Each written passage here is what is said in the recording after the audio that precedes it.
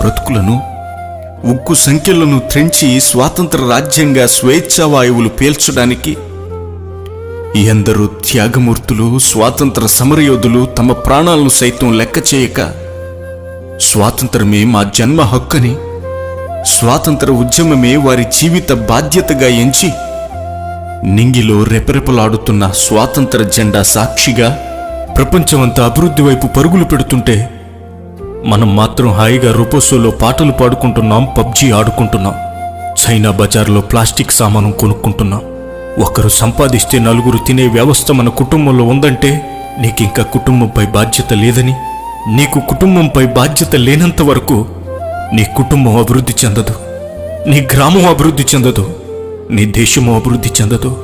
యువతరమా, నా భారతదేశ భవితవ్యమా, నీ బాధ్యతే మన దేశాభివృద్ధి, నీ బాధ్యతే నిజమైన దేశభక్తి.